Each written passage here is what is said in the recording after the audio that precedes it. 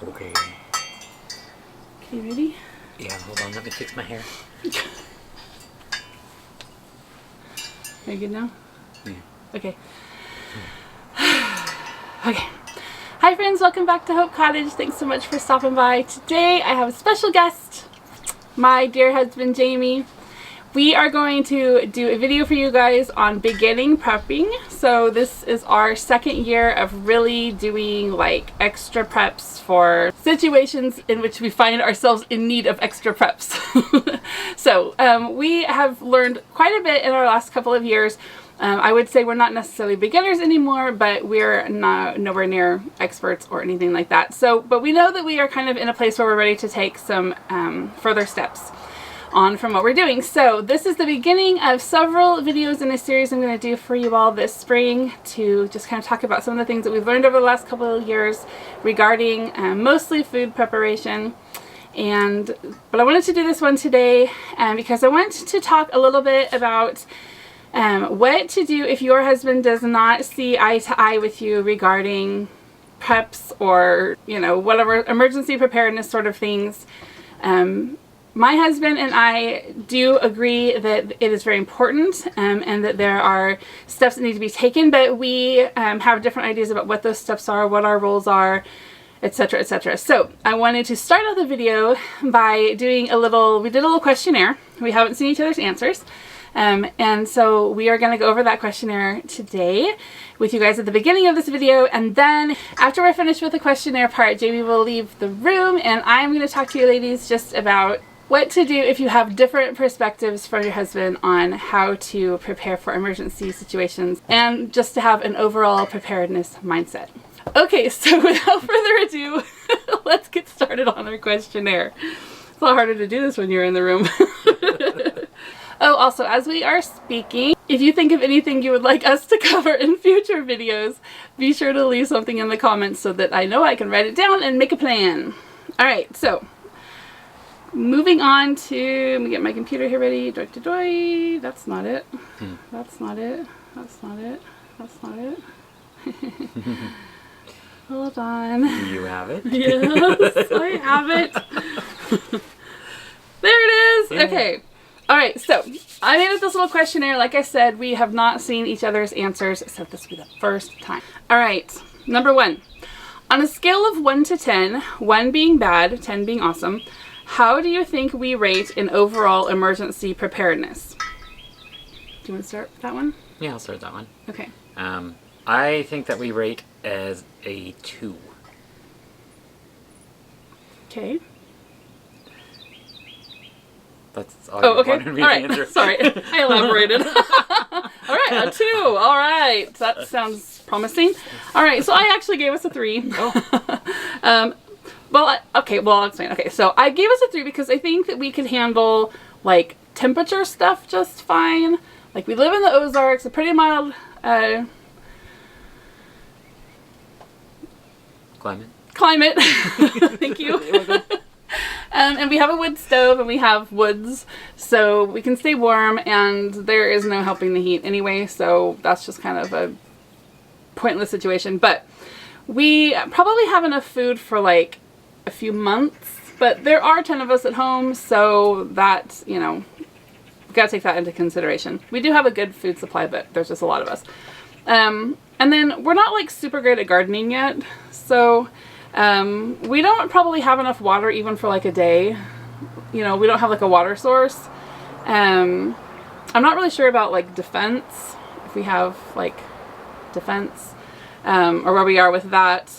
And we really have no transportation if there were to be some kind of like EMP or, you know, gas rationing or whatever. We don't have, you know, like a horse or bicycles for everybody or whatever. But, so I originally gave us a 2, like you did, but I did give us an extra point because we are intelligent, and we are positive, we have positive attitudes, and we are able-bodied, and there are a lot of us, so we can, like, work together and, you know, so overall, it sounds like we're kind of not super prepared for, like, a really big emergency, but we're okay probably for, like, little emergencies. They don't last very long. Yeah. All right, number 2. What are the 5 most important things that we need to do next to become more prepared and or self-sufficient? So what was your number 1? A off-grid water source. Yeah, that was my number 1 too. I wrote a water collection system. So we've kind of been talking about, we live in I wouldn't say the city, but we are in like city limits of a fairly, our town's like 30,000 people. Anyway, we've been talking about putting up gutters and running it like into barrels, like a rain collection system in barrels. And we do live in a community that is completely privately owned. So we have like this, POA people to deal with. And so I'm not sure exactly how much of that we can have on our property here, but I think that's kind of like been in the talks. All right, number 2, what is your second most important thing that we need to do to become more prepared or self-sufficient? Well, we have, for me, we have an off-grid heat source, but we don't have enough fuel, really. I mean, we have trees that we can cut down and stuff, but we don't really have a way to cut them down. Like, we don't have a chainsaw, or we don't have a saw big enough to cut down the trees. So I think that we need to be able to provide that off-grid heat source for ourselves, because the winters can get kind of cold here. Mm-hmm.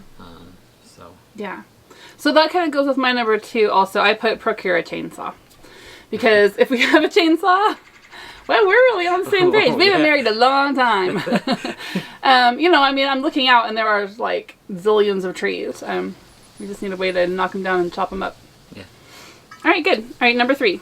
Number 3 is a more suitable food source, like, bigger garden, being able to have the knowledge on how to grow different foods, or how to forage for different foods that around the area, knowing, being able to identify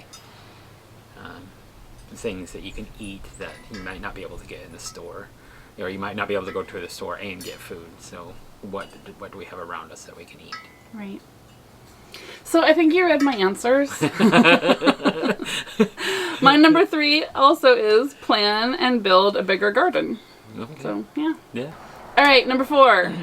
Number 4, since we need more food, we need a place to put that food. So maybe like a shed or something, or a cellar that we can store the food in. It'll keep it cool in the summer, but not get too cold in the winter. Yeah. So having something, because we have a little bit of storage in the house, but not really, because there's 10 of us in the house right now, and that's... People are sleeping in our storage places. Right. Yeah. I think it's also a challenge where we live just because of the humidity. So we are in Northwest Arkansas, and it's super humid. So it's hard to store things like potatoes or, whatever, things that some people would store in like a cold storage all throughout the fall and winter seasons, and even into the spring. In other places in the country, it's a little more difficult here where we're at. And so, yeah, finding a way to store some of those things that we've grown in our garden especially would be really great. For my number 4, I put working on our physical health so that we can do more. So we're both only 42, but we're not in super great shape. He has a desk job and I don't get out much. So we both could work on just our strength and, agility and those sorts of things so that we're able to do more and, work for longer hours and lift heavier things and just endurance type things, Okay, number 5. Number 5, I have kind of off the rails, but a portable living area. So if something were to happen to the house, we could still be able to have shelter. Oh, yeah. So whether that's like a nice canvas tent, a trailer, like a camper or something, somewhere that we can go in case something happened in the house. Yeah, so I agree with that, and that's really good. And again, that goes with my number 5, which I put just taking steps to move on to land as soon as we can. Land that is ours. So right now we live in a home that is under a mortgage.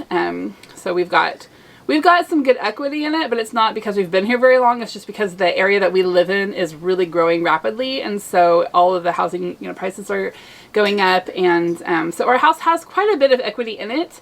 And so it probably is not going to be a big deal to sell, I would assume. At least doesn't look like it has been for the last couple of years as I've been keeping an eye on things. But I definitely think that we need a place that is our very own, right? Just because, he were to lose his job, or if things got crazy with finances or whatever, we wouldn't have a place to go. So I agree. So it sounds like we're kind of on the same page there with a lot of that stuff. That's good. All right, number 3. What do you think is your personal responsibility in making preparations for the family? I actually have 3 things that I have that I think are my direct personal responsibility. The first is, since I work for money and you do all the hard work at home, in getting prepared, there's a level of money that we actually need. So my first responsibility is to generate the income that we can put towards getting ourselves prepared. The second thing is we need to do things like raise beds and talking about the water source. We need to have that set up. So my responsibility is to make sure that I can build those things and have the knowledge to set up those things and do it. The third thing is to do research to see what we still need, because we don't know what we don't know. So to research that and make sure that we are at a point to where we know and are comfortable that we have the knowledge to continue forward on what we need to prepare for. Before I read mine, I think I'm going to read the next question and my answer, and then we'll swap. Because the next question is, what do you think is your spouse's responsibility? So mine can kind of be a response to what you just said regarding you. Mm-hmm. Then we'll flip it and talk about me. Does that sound good? Yeah. All right, so what I think his responsibility, again, I really agree with a lot of what he said. Ultimately, I think for Jamie, it comes down to vision and provision. Okay, so number 1 responsibility, like he said, financial provision. In our family, Jamie generates the income and I run the household. And so that's just really important. He has a really great job and it's provided really well for us. Just keeping that financial provision at whatever level we need for whatever we're doing, right? So someday when we do get on some land and we're debt free as far as a home goes and all this stuff, maybe he can change it up if he chooses to and do something different or whatever. But whatever he's got to do to make sure he's bringing in the bucks. But I also think he has a responsibility to be educated on what's going on and what steps need to be taken, right? So, the stuff that's going on in our world, I think that he needs to have just a certain level of understanding and education about what is going on, right? Not to the point where it's just stressing you out, and just, overwhelming with things that you cannot do anything about. But just knowing what's going on, because there are some things that we can do to prepare, as we've watched food prices just skyrocket, prices on everything really skyrocket, we have been building up, reserves or whatever as we've seen things sort of get crazier, right? But if I didn't have your support there, if you weren't educated enough about what's going on to understand why I've chosen to spend, however much on however many hundreds of pounds of grain, then we might have a struggle there because we wouldn't be on the same page. So being educated about what's going on, I think, is really important. Even if you don't have the time to carry out those steps, if you're aware and you have a vision and a plan, then you can kind of delegate, right? Me and the kids can do the work that needs to be done while you're doing your, employment work. We don't have a farm or anything right now that requires a lot of manual labor on your off time. So, we might, when we get to that point, then maybe. But right now, I just think you have a responsibility really to kind of just get us started at least on projects. And then we can sort of go from there. So vision and provision. All right. So I'm going to read what I think are my biggest responsibilities, and then you can respond. Does that sound good? Yeah. Okay. So I think that my 2 biggest responsibilities involve people's hearts and their tummies. So I make decisions about what food we eat and how we get it and how to preserve it and how to use it and how much we need for whatever. That's just kind of completely my realm. So I need to make sure that we have enough and that I'm preparing what we need like for health and energy. But I also feel a responsibility to kind of keep everybody's spirits up, right? To kind of like set a positive mood for our home, especially when have the news going and things are really crazy and people are getting scared and stuff. Just kind of helping to keep everybody chill, you know, and set a positive mood for our home. Teaching our kids to speak and act peaceably, finding the good when things start to look really bad. My mom calls it playing the glad game. So I think I have a big responsibility also just to carry out the things that Jamie wants done but doesn't have the time to do. And so whether I'm actually doing those things or passing them along, just to kind of, you know, get the orders from the head dude and then delegate out. So sort of like an administrator, I guess. Usually, like I said, that usually involves delegating to the kids or just hiring somebody to do what it is that we need to have done. So what do you think? Yeah, I agree with that, and actually some of my response actually speaks into that. Like the first thing that I put on there is, you know, you said that, you know, it's their hearts and their tummies, right? And so the first thing that I put on to my list was that you are doing pretty much all of the preparing for the food storage. You're, you know, once we've got the garden going and, you know, we've got things that we can put away, you know, you're grabbing those and making it to where we can store it for a lengthy amount of time. Right now we're buying grain, you know, storing grain away, and you're working on getting that. So yeah, just kind of making sure that we can all eat, or we have food to eat. So and I think that's good that you're kind of setting the tone, because I'm kind of a no-nonsense guy. So if somebody comes up to me and they're scared about something, I'm like, well, don't be scared about it, right? You know, and you can be more sympathetic. Not that I don't have sympathy, but you can calm them down a lot better than I can. So you're a problem fixer, and a lot of times the things that the kids are struggling with don't really have a fix, right? They just need some compassion and just a shoulder to cry on. Right. Right. Yeah. Yeah, and so a couple other things that I put on as what I think your responsibilities are is to help me identify things that we lack. So, you know, if I'm not seeing like that next thing that we need to do, but you are seeing it, then you can come up and say, hey, you know, we need this. This is the next thing that we need to do, or this is the next thing I think we need to do, and you know, we can have that conversation of what's the next steps that we need to take to be more readily prepared. And I put this one on there. I am a big procrastinator. If I can't do the thing right, I don't do it. Or if I can't do the thing perfect, I can't do it.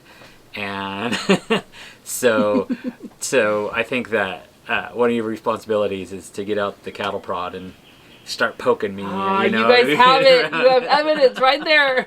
I don't like that I'm a procrastinator or that things have to be perfect. But I just made a video the other day about not nagging your husband, but if I have permission, that changes everything. But like, you know, when things go on for months or weeks even, then, you know, keep poking me. Hey, you need to get it done. You need to get it done, because I do tend to be like, this thing has to be exactly this way, and if I don't have the exact thing to do this, then I won't do it at all. Yeah. Okay, next one. What emergency or emergencies are you most concerned about right now? Water. So you can go weeks without food, but you can't go very long without water. Yeah. A couple other things that I'm worried about the most, that's the lack of electricity and the lack of the internet connection.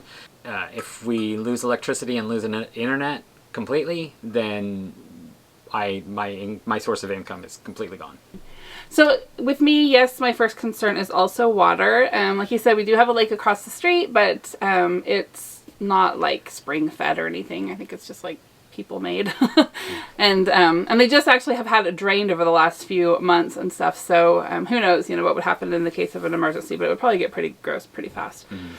And then not having a backup plan if we lose our house or employment. So, you know, and again, like I said at the beginning of this video, we are just kind of taking the next step. So we kind of did the basics these last couple of years, just basic sustainable things. But now we're ready to make a a next step into more self-sufficient lifestyle. You know, having the ability to go off grid, even though we may not live off grid all the time or whatever, but just having that ability to do things off grid, in case of emergencies. So, you know, backup plans are really great ideas. So I think that, you know, as these next few months go on, we will be carrying out these steps and making backup plans and second plans. All right, next one. Do you feel like you... Hold on. I feel like I have something on my lip. Okay. Your finger? Do you feel like you either have the knowledge or know where to learn the knowledge that you need to become what you would consider prepared and self-sufficient? I don't feel like I am fully knowledgeable on being self-sufficient or prepared, but I mean, I know that I have access to the internet and I can do lots of research there. So to put you on the spot, hypothetically, what if the internet went down? Yeah, if the internet went down, then I don't know. I mean, I know there's books. We might want to acquire some books. So or print off, right? So like maybe whenever you see a article on something that you think is going to be handy, just print it off. You don't know this, but I actually have a really big binder in my office that has all kinds of just how-tos in it. Yeah. And so maybe we can just like start building a binder of things that you know you may need if we didn't have the internet. Yeah, because I mean, like right now, on my phone are a water collection system on how to build the water collection system. So I have it, but then again, if we lost the internet, then I wouldn't be able to access that. So I'm one of those people. I'm one of those people that really believes like the internet is on its last little thread. I really, really think we're gonna lose it. So I think anything you want, you better start printing.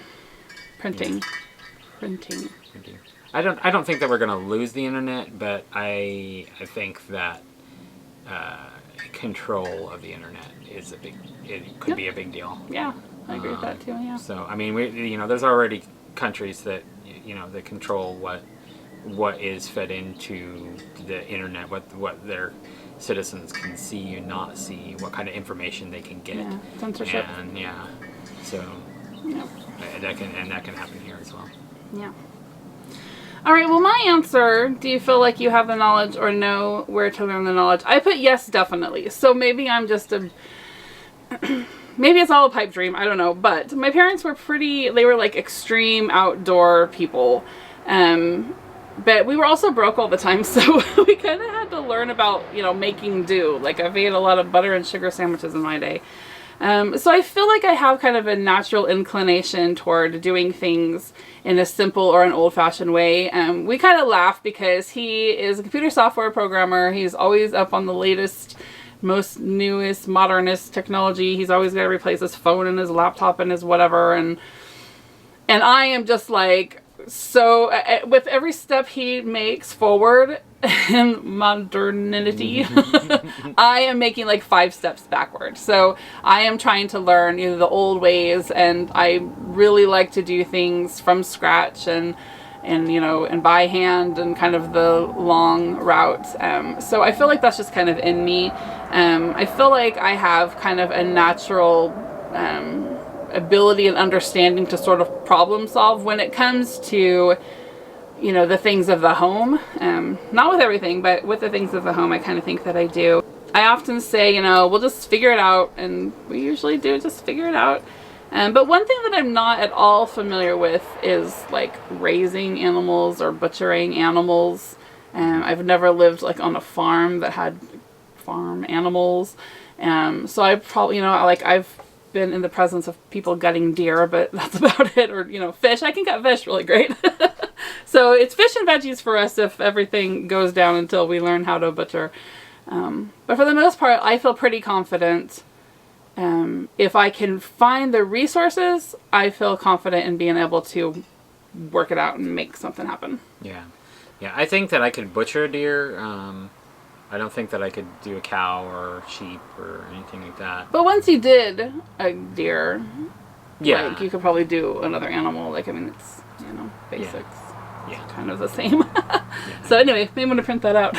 Yeah. All right, and then our last question is, has your feelings about the term prepper changed over the course of your adult years, and how has that changed for you? Yeah, it's definitely changed. I thought, the word prepper was somebody who was a nut. And, we're both believers. We both know that the Bible talks about, revelation in time.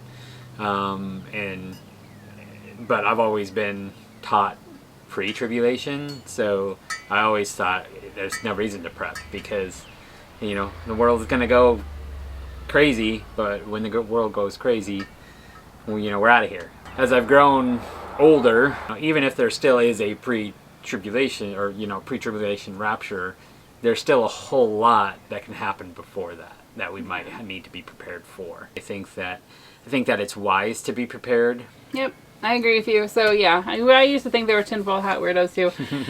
So Jamie and I were married in '98, so we were having Lindsay right about year 2000. I think she was born like 3 weeks after the first of the year. So we did the whole year 2K, Y2K crisis and all of that. And so during the Y2K crisis, in fact, I just found these papers the other day that reminded me of this lady. So we were 20-ish. 20, I think. We were both 20 when Y2K happened.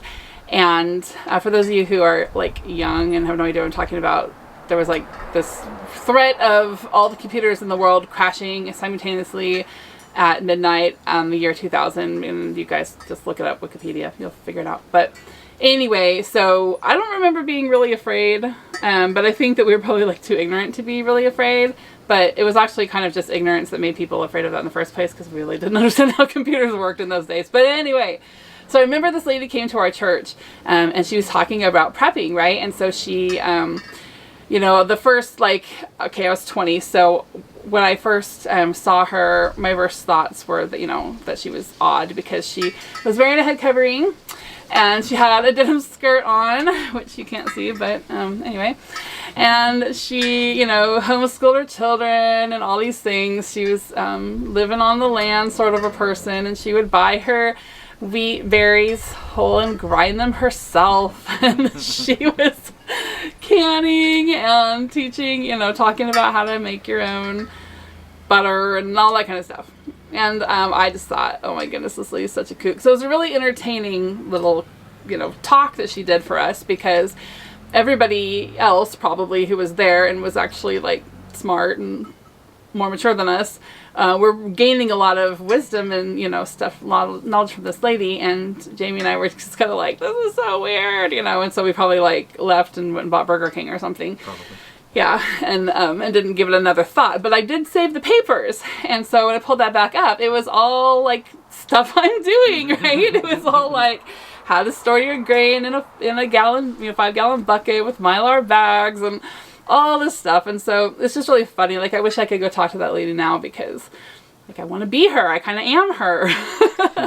So yes, I think prepping is super important. I think it's fun. I think it's trendy. I think you should do it. Me too. Yes. So, all right, that's all the questions that we have. So if you guys have questions for us, make sure and put them in the comments. I'm going to kick Jamie out of here, and I'm going to talk to you guys a little bit about what to do if your husband is not quite on the same page as you. As you can see, Jamie and I are on the same page with a lot of the things that we think need to happen, but we have different responsibilities. And so I just kind of talk to you guys about that a little bit and give you some perspective. All right. Thank you so much for coming on. Bye. Bye. All right, friends. I hope you really enjoyed that. We sure enjoyed making that video for you guys. And Jamie has said that he'll come back for another video later, so yay. So I just wanted to talk a little bit to you ladies, just about maybe some perspectives on what to do if your husband is not completely on board. Now, I just want to give a couple of caveats. One, I'm assuming that you're not in any kind of dangerous situation or anything. I'm not really speaking to women who are in any kind of a physical abusive situation. And I also just want to say that I don't necessarily think that, this counsel is going to work in every situation. So just, take it with a grain of salt and don't cuss me out in the comments. But I watched several different prepping channels online, and one of the things that I'm seeing often, either in the conversation with the host or in the comments section, are women who are frustrated because their husbands are not on board. What I'm gathering from these comments are just that women are wanting their husbands to, do the same sort of things that they're doing, to jump in with both feet, to see what they're seeing, and to take the same sort of actions, right? That they are feeling need to be taken. And so their frustration with their husband is causing them to argue, is causing them to not be on the same page and not be able to move forward because of this frustration between them, right? So that is just kind of what I want to address here. The first thing really is to just be honest with yourself about your situation. Has your husband absolutely forbid you to do any kind of preparation whatsoever? Prepping, preserving food, stocking up. If so, if he is absolutely forbid you to do anything like that, then your best option right now really is just to pray that his heart will change, and to just sort of, make it a practice to make the best use of your grocery budget that you can. Learn how to do things from scratch, how to cook from scratch. Start to develop habits now so that if the Father softens his heart towards this issue, then you will have had good practice with, freezing and, freezing leftovers, cooking from scratch, that kind of thing. If you can just kind of play around in your kitchen a little bit with preservation methods, even if you're not, building a pantry or whatever, just to kind of get some of those skills down, then you'll be ready as the Father works on his heart. However, in most cases, I would have to say that I don't think husbands actually forbid this prepping practice, right? Stocking up on sale items, freezing an extra casserole, those sorts of things. A lot of times he just doesn't want to have to think about it all, okay? That's the case with me. Jamie wants me to do these things, and there's a lot of it that he does want to be a part of, to a certain extent, but for the most part, he doesn't want to have to think about it all. He has a busy schedule at work. He has a lot of responsibilities there. When he's on his off time, he wants to be able to be a good dad. We have 9 children and now a daughter-in-law, and so he wants to be able to give that extra time to our family. He just doesn't want to have to think about the preparations for the home. He's okay with me doing them as long as I'll just do them and consult him when he needs to be consulted, ask for help when I need help, and otherwise just, let him do his job and me do mine. So that's where I'm at. As you saw in the first part of this video, Jamie is fine with prepping. He even thinks that it's important. We were on the same page with a lot of things, and I really think that if you sat down with your spouse, you would find that you're probably on the same page with a lot of things as well. Where you differ might be as who's supposed to be doing what. But like I said, he has some pretty big work responsibilities, family responsibilities, and he will definitely come to my aid if I need him to, but he's not, enthusiastically sold out on prepping, on filling the pantry with all kinds of beautiful colors of canned goods. Now, when I make them and he comes in the kitchen and sees how pretty they are, and that I've been working hard, he usually says something, or I am like, look at what I did. And he'll be like, wow, and plays it up and makes me feel good about myself, whatever. But he doesn't, sit there and be like, I can't wait until you can some more beef stew for the pantry. It's just not really a thing that excites him like it excites me, and that's totally okay. And I think that's probably where a lot of women get frustrated, because they want to hear well done, right? They want to hear that they have done a good job, and that they maybe want, him to get excited as well. And for that, I'm just going to have to tell you, you're just going to have to be excited for yourself. What you need to do is open up an Instagram account and learn how to use hashtags to describe what it is that you have done and what it is that you're showing in your pictures. Because when you do that, you'll have all kinds of wonderful people coming on and complimenting you and telling you how great you are and what a good job you did. And it's really good for your morale and ego building and all that kind of stuff. And I think you also saw when you watched this first part of this video with Jamie that a lot of it's just his personality, right? He has a really big faith and he just really believes that God's going to take care of stuff. So he doesn't stress out, or, you know, he just doesn't make things as such a big deal as I tend to sometimes. And he really just takes one day at a time. And, you know, what he is calling procrastination sometimes is just faith, right? Just living and trusting God to take care of us, which is really what we all should be doing. He's really good about that. But whenever I hear or read about a woman who is frustrated because her husband won't see things like this her way, I think about what one of our old pastors used to say when somebody would come to him with a ministry idea, right? Someone would come and be like, I think we need to start this program for the children. And he'd be like, well, if God's talking to you about it, then it looks like you're the one to do that. And that is what I'd like to really drive home here. If God is talking to you about preparing your home and your family and your food storage and your, you know, toilet paper storage or whatever it is, building a water collection system, planting a bigger garden, if he is talking to you about that so strongly and he's not talking to your husband about it so strongly, then maybe it's because you're the one he wants to do it. If he's giving you those instructions, maybe it's you that needs to take the initiative. I think sometimes we wait, you know, for our husband to do these things that we want them to do, or, you know, to stop procrastinating about this or that. And a lot of times it is a job that we can do our own, especially if you were in a situation like I'm in, where your husband is bringing in the majority of your income. That's a big job. That's a big job, you know, whatever it is he's doing. Whether it requires a lot of thought and mental labor like my husband's job does, or whether it's a physically laborious job that just wipes him out. That needs to be his first responsibility if that's the agreement, right? So if the home is your responsibility, then prepping is probably your responsibility as well, for the most part. In our family, he makes the money, I spend it. So I'm totally in charge of the grocery budget, the menu, all aspects of homemaking, who wears what, who gets new clothes when we replace shoes. You know, how many batteries we have in the drawer, that sort of thing. Wouldn't it make sense for God to put it much more strongly on my heart than on his? After all, I'm the one who has responsibility of doing these things, right?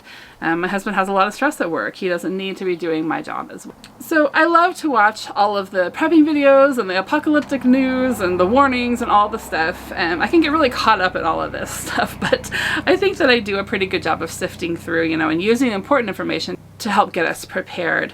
But, you know, my husband doesn't find these to be quite as entertaining as I do. I must be very careful to be selective about what I share with him, because he's made it very clear that he doesn't really like to stress about things that he doesn't really have any control over, right? So as I'm watching, you know, 5 things you must do by Tuesday in order to avoid the SHTF or whatever, he's not really into that. He's more just, you know, let's just see what happens, sort of a thing. He and I really can get into an argument super fast if I get a little too kooky. For me, a lot of it is just, you know, entertainment, and it's interesting because you can sift through those things and figure out, okay, you know, what would I do if a nuclear bomb were to land right here in my little corner of Arkansas where nobody lives, you know, where it's just very not so densely populated and not a likely target, but what would I do? And so I like to watch those things and get those ideas, but he doesn't, and I need to respect that and not harass him with it all the time, right? Be very careful. My mom has a saying about picking your battles, and this is more like picking your conversations, being careful what I actually share with him, what concerns I actually share, that is it something we can actually do anything about, right? If we can't do much about it, he doesn't usually want to hear much about it, and that's totally fine. I have a really great friend who I love to share conspiracy theories with, and so she's kind of my vent for all of these videos I like to watch. Alright, but speaking of videos, this is so important. This is like not one of my #1 things that I really, really want you guys to hear, is this. If you are married, don't allow yourself to be led by another man. Okay, so I have heard some women say that they don't have a leader if their husband, you know, is, you know, maybe not saved or isn't very, you know, proactive in their leadership. You do have a leader. He's just not a super great one. But he, you know, he might not be a very good leader. He might need some training. He might need some practice. He might need a whooping, but he's still your leader. Do not compare him to the Prepper Homesteading guy that you watch on YouTube. not only is that just plain wrong, it also will make you lose any ground that you may have gained with him. You know, men as well as women don't like comparison. They don't like competition. And so just be really careful. You might be gleaning ideas from people that you're watching online or blogs that you're reading or whatever, but, you know, don't ever go up to your husband and say, Billy Bob Jimbo says we should do this, this, and this, and how come you're not doing this stuff? I wish you were more like Billy Bob Jimbo. Bad idea. So you need to approach this situation as an opportunity for you both to learn at the levels and at the rate that you're both willing to learn at, and to learn together, right? You don't know all there is to know about this subject. I don't care how many videos you watch or how many books you've read or how much gardening you've done. Do not put yourself as some kind of a, you know, expert in the eyes of your husband. That's not going to gain you any ground with him. He's not going to be wanting to come on board because you're so intelligent and he can't wait to learn from you. That's just not how guys work. Sorry. No matter how many videos or books that you've studied, don't come at your husband as some kind of knowledgeable guru, right? You can, of course, share what you know, right? That's how we grow, and that's how you're going to be moving forward. But it's your attitude about what you know, right? Coming at him with some sort of a I'm better than you because I know more than you sort of a thing is not going to get you anywhere. Again, I'm sharing this stuff because these are things that I have seen in comments and other YouTubers talking about using these sorts of, you know, having these sorts of attitudes. I don't think that they're gaining much ground, and they are just kind of digging themselves a hole of frustration because their attitudes about this is all messed up. In my opinion, take my advice, leave it, I don't care. But I've been married a long time. I learned a lot of stuff, so at least give it some consideration. You know, if you just do the stuff that you know to do and let him decide when he's ready to join you, he'll probably join you a lot quicker. The bigger picture here is just to remember that you guys are a team, no matter who is doing what and who is doing how much. You each have a specific part to play. Do your best to communicate your concerns to him if you need to, and see what level of responsibility he's comfortable with taking. But if he gives you full reign and just says, hey, I want to be hands off on this, then take full reign and do it. Do the thing, right? The bottom line is if you're feeling led to do something and he is only fighting you when you harass him about it, then you'll probably have better success if you just do what you feel led to do and let the Father lead your husband to, you know, whatever important things he wants him to do in his own way and in his own timing. So just like anything else, you cannot make someone see what they don't want to see, but that doesn't mean that you're off the hook. If you, like I said, if you are being led to begin preparations or to do something that will allow you to be more self-sufficient, and you don't have an absolute 100% negative, and you do feel free to do so, you're just wanting some support, I would say just do the thing, and don't nag about your husband. So I hope that this has been helpful. I hope I didn't step on too many toes, make y'all mad at me. But I just really want to encourage everybody to be a blessing in their homes. Help your family to get as prepared as you can and as self-sufficient as possible. Ultimately, we rely on the Lord. But he did give Noah, 100 years to prepare, right? He gave him instructions and told him how to get ready. And so we can get ready as well. He told the children of Israel what to gather before they left Egypt so that they could be prepared for what needed to happen in their future that they didn't even know about, right? So I think preparedness is important, and it doesn't mean that we have a lack of faith. It doesn't mean that we aren't trusting the Father to provide every single thing that we need. It just means that we are being proactive and using the resources that we have the best that we can in the time that we have to use them. So I would just really encourage you to pray about what next steps he wants you to take. And I hope that you will just enjoy this series of videos that we're planning on putting out for you on beginning preparations. Like I said before, if you have ideas and questions, whatever things that we could cover, please put those in the comments. All right, guys, hope this has been a blessing for you, and I will see you later. Have a great day. All right, bye.